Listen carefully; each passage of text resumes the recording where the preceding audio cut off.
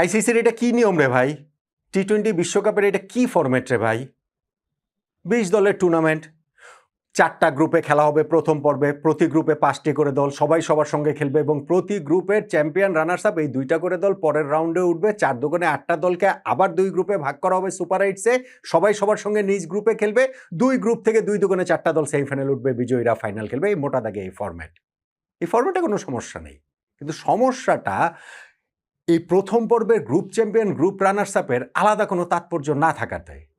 সমস্যাটা এই আইসিসির ৮টা দলকে সিডিংস করে দেওয়ার কারণে। এর ফলশ্রুতিতে কি হয়েছে জানেন?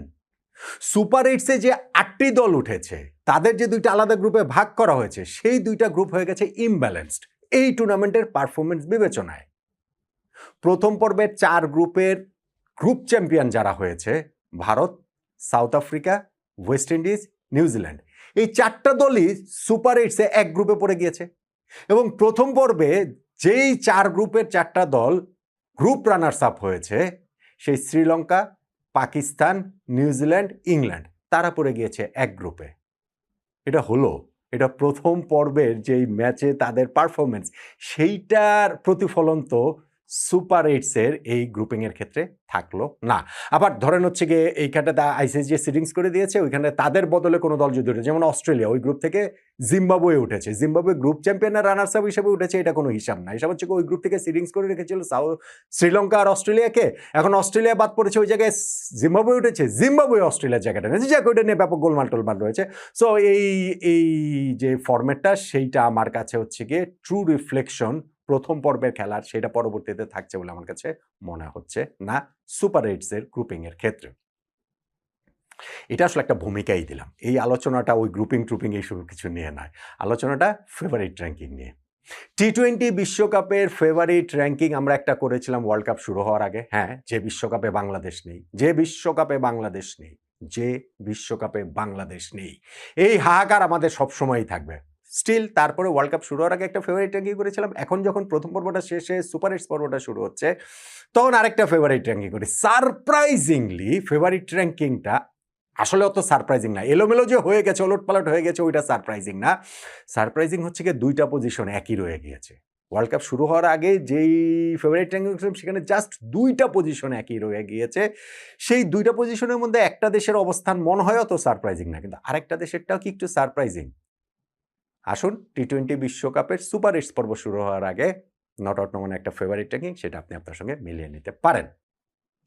পেছন থেকে শুরু করছে 8 নম্বরে জিম্বাবুয়ে।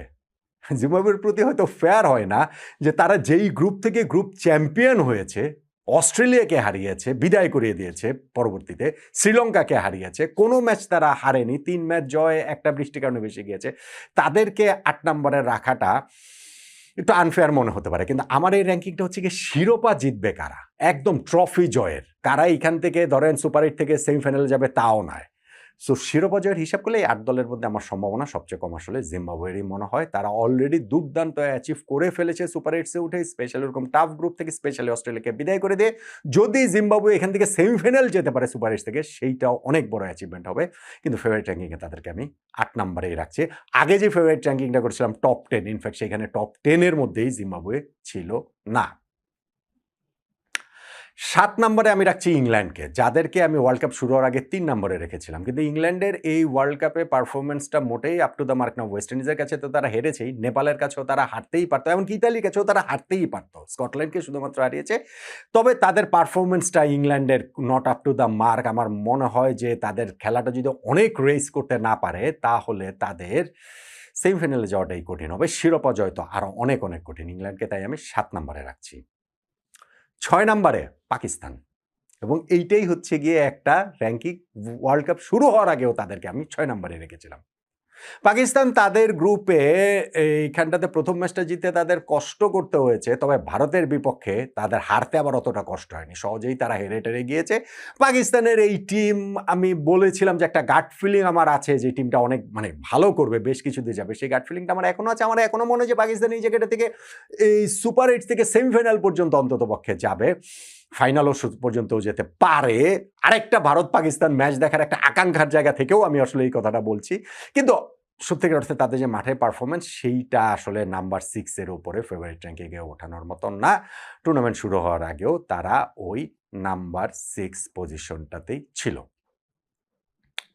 নাম্বার 5 ওয়েস্ট ইন্ডিজ, যাদের টুর্নামেন্টের আগে আমি 9 নম্বরে রেখেছিলাম। সেই ওয়েস্ট ইন্ডিজের পারফরমেন্স এই ওয়ার্ল্ড কাপে তারা গ্রুপ পর্বে 4টা ম্যাচ খেলেছে, তারা 4টাই জিতেছে।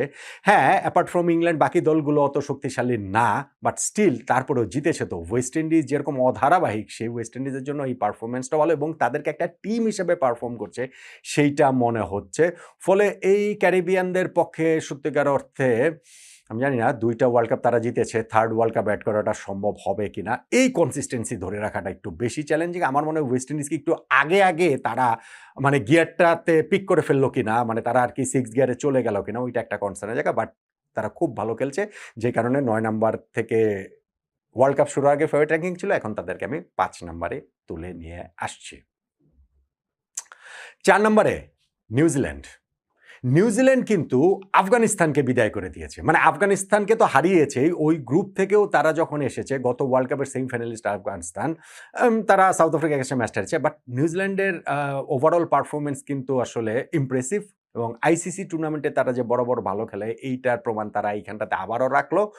এখন তারা আপাত লক্ষ্য নিশ্চিতভাবেই হবে সুপার 8 থেকে সেমিফাইনাল যাওয়ার, কিন্তু এই যে মিচ সেন্টারের যে দলটা রয়েছে তাদের উপরে আসলে তাদের টপ 4 এর মধ্যে আমাকে রাখতেই হচ্ছে এই ওয়ার্ল্ড কাপে তাদের পারফরমেন্সের কারণে। টুর্নামেন্ট শুরু হওয়ার আগে নিউজিল্যান্ডকে আমি 7 নম্বরে রেখেছিলাম। 3 নম্বরে শ্রীলঙ্কা, যাদেরকে টুর্নামেন্ট শুরু হওয়ার আগে আমি 8 নম্বরে রেখেছিলাম। সেই শ্রীলঙ্কার পারফরমেন্স কিন্তু আসলে খুবই ইমপ্রেসিভ। জানি লাস্ট ম্যাচে তারা জিম্বাবুয়ের কাছে হেরেছে তো, বাট স্টিল ওভারঅল শ্রীলঙ্কার পারফরমেন্সটা আমার কাছে মনে হয় যে বেশ ইমপ্রেসিভ। অস্ট্রেলিয়ার বিপক্ষে তারা জিতেছে, হোম ক্রাউডের সাপোর্টটা নিয়ে তারা পারফর্ম করছে। পাতুম নিশাঙ্কা, কুশল পেরেরা, কুশল মেন্ডিস, তাদের এই সঙ্গে বোলিং ইউনিট খুব ভালোই সব মিলে হচ্ছে। শুধুমাত্র ওই পাথিরানা ইঞ্জুরির কারণে ছিটকে যাওয়াটা, ওইটা আসলে তাদের একটা সেটব্যাক। বাট স্টিল শ্রীলঙ্কা যেহেতু সুপার 8 এর ম্যাচগুলো তাদের ঘরের মাটিতেই খেলবে, আমি এক্সপেক্ট করছি যে শ্রীলঙ্কা সেমিফাইনাল পর্যন্ত অন্ততপক্ষে যাবে। সেই জন্য টুর্নামেন্টের শুরুতে তাদের 8 নম্বরে রাখলেও সুপার 8 এর আগে তাদেরকে আমি 3 নম্বরে রাখছি। 2 নম্বরে সাউথ আফ্রিকা, যাদের টুর্নামেন্টের শুরুতে আমি 4 নম্বরে রেখেছিলাম। সাউথ আফ্রিকার পারফরমেন্সও কিন্তু মাইটি ইমপ্রেসিভ। তারা 4টা ম্যাচ খেলে 4টা জিতেছে। এই 4 ম্যাচে 4 জয় তো ধরেন ভারতও 4টায় 4টা জিতেছে, ধরেন ওয়েস্ট ইন্ডিজও 4টায় 4টা জিতেছে, কিন্তু এই সাউথ আফ্রিকার জয়টা বেশি ইমপ্রেসিভ কেন? আপনার জিম্বাবুয়েরটাও ইমপ্রেসিভ ডেফিনেটলি, ওইটা ডাউট নেই, কিন্তু সাউথ আফ্রিকার এই গ্রুপটা ছিল গ্রুপ অফ ডেথ।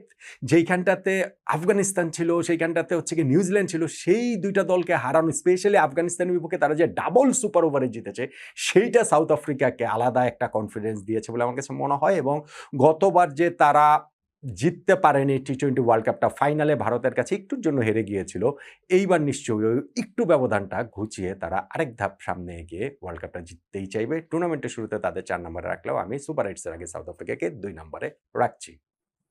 এবং 1 নম্বরে ভারত, টুর্নামেন্টের শুরুতেও ছিল, সুপার 8 এর আগেও রয়েছে। এইটা আমার কাছে মনে হয় যে খুব একটা মানে কি বলা চলে, সারপ্রাইজিং না। যদিও ভারতের এই ওয়ার্ল্ড কাপের পারফরমেন্স যে খুব ভালো তা নয়, 4টা ম্যাচই তারা জিতেছে। তবে যেমন ধরেন তারা ওই যে ইউএসএর বিপক্ষে খুব নড়বড়ে ছিল, লাস্ট ম্যাচটাতেও যে তারা খুব ভালোভাবে জিততে পেরেছে, মানে এই বিষয়টা ওইরকম মানে নয়। বরং পাকিস্তানের বিপক্ষে ম্যাচটাতে তারা অনেক সাবলীল ছিল, তারা অনেক বেশি হচ্ছে গিয়ে মনে হয়েছিল ভারতের মতো করে খেলছে। আই এম শিওর যে সুপার 8-এ ওই পাকিস্তানের বিপক্ষে ম্যাচটাই তো গ্রুপ পর্বে সবচেয়ে চ্যালেঞ্জ ছিল। সুপার 8-এ এখন তারা তাদের পারফরমেন্সে বারটা আরও রেস করবে, তারা আরও ভালো ক্রিকেট খেলবে। এবং যেই টিম ভারতের ঘরের মাটিতে তারা খেলছে, পাকিস্তান যদি মুখোমুখি না হতে হয় তাহলে তাদেরকে শ্রীলঙ্কা যেতে হবে না সেমিফাইনাল বা ফাইনালেও। সো সবকিছু মিলিয়ে টুর্নামেন্টের শুরুতে যেমন শিরোপা জয়ের জন্য, শিরোপা ধরে রাখার জন্য, হোম টিম হিসেবে প্রথম দল হিসেবে শিরোপা জেতার জন্য এবং শিরোপা ডিফেন্ড করা প্রথম টিম হিসাবে ভারত যেমন টুর্নামেন্টের শুরুতে আমার 1 নম্বর ফেভারিট ছিল, টুর্নামেন্টের এই সুপার 8-এর আগেও নট আউট নোমানের 1 নম্বর ফেভারিট ভারতের হয়ে গিয়েছে। তাহলে নট আউট নোমানের ফেভারিট র্যাঙ্কিংয়ে সুপার 8 এর আগে টি-20 বিশ্বকাপের র্যাঙ্কিংটা হচ্ছে গিয়ে এরকম: 1 নম্বরে ভারত, 2 নম্বরে সাউথ আফ্রিকা, 3 নম্বরে শ্রীলঙ্কা, 4 নম্বরে নিউজিল্যান্ড, 5 নম্বরে ওয়েস্ট ইন্ডিজ, 6 নম্বরে পাকিস্তান, 7 নম্বরে ইংল্যান্ড এবং 8 নম্বরে জিম্বাবুয়ে। এই ফেভারিট র্যাঙ্কিংয়ের সঙ্গে আপনি তো আর পুরোটা একমত হবেন না। আমারই তো দেখেন না টুর্নামেন্টের আগের যে র্যাঙ্কিং করছিলাম সেখান থেকে জাস্ট 2টা এখন পর্যন্ত আছে। 1 নম্বরে ভারত এবং 6 নম্বরে পাকিস্তান। আপনি কোথায় আপনার দ্বিমত, কোথায় আপনি একমত জানাতে পারেন।